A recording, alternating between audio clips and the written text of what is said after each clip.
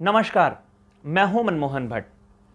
उत्तराखंड के एक कांग्रेसी नेता हैं हरीश धामी। उत्तराखंड का दूरस्थ क्षेत्र है जो नेपाल सीमा से लगा हुआ है, धारचूला। वहां से वो लगातार विधायक चुनकर विधानसभा में पहुंचते रहते हैं। अपना दमखम दिखाने के लिए हरीश धामी जाने जाते हैं। हरीश धामी मूल रूप से हरीश रावत कैंप के ही व्यक्ति हैं। हरीश धामी ही वो व्यक्ति हैं जिन्होंने हरीश रावत के लिए 2014 में अपनी सीट खाली की थी। जब हरीश रावत मुख्यमंत्री बन गए थे और उनको उपचुनाव लड़ना था, तो हरीश धामी ने ही अपनी धारचूला विधानसभा सीट हरीश रावत के लिए खाली की थी। लेकिन अब हरीश धामी की जो उम्मीदें हैं, उनके जो ख्वाब हैं, वो बढ़ने लगे हैं। हरीश धामी की नज़र अब प्रीतम सिंह की कुर्सी पर है। प्रीतम सिंह पिछली विधानसभा में नेता प्रतिपक्ष थे। नेता प्रतिपक्ष होने से पहले प्रीतम सिंह प्रदेश कांग्रेस के अध्यक्ष होते थे। प्रदेश कांग्रेस अध्यक्ष का पद हरीश रावत ने गणेश गोदियाल को दिलवा दिया और नेता प्रतिपक्ष की कुर्सी प्रीतम सिंह के हाथ में आ गई जब डॉक्टर इंदिरा हृदयेश का देहांत हो गया।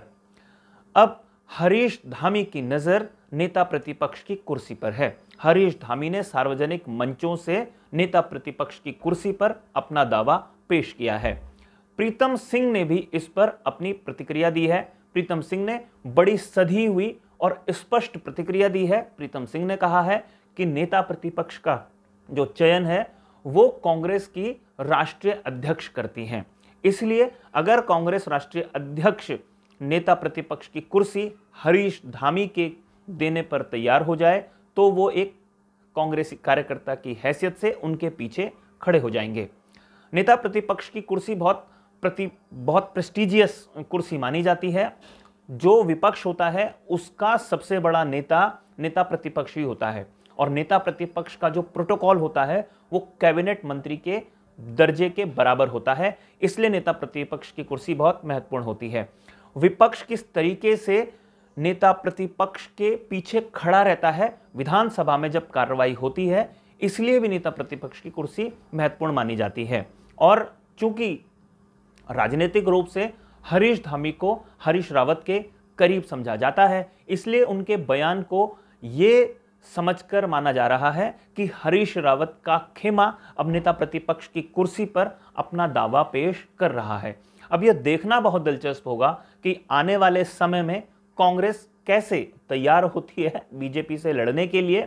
नेता प्रतिपक्ष की कुर्सी हो या प्रदेश कांग्रेस अध्यक्ष पद की कुर्सी हो, दोनों के लिए किन किन दो प्रमुख नेताओं का चयन होता है। और साथ में ये जो खेमेबाजी कांग्रेस के भीतर एक प्रीतम कैंप की और एक हरीश रावत कैंप की है, उन दोनों गुटों को कैसे कांग्रेस के राष्ट्रीय नेता एडजस्ट कर पाते हैं।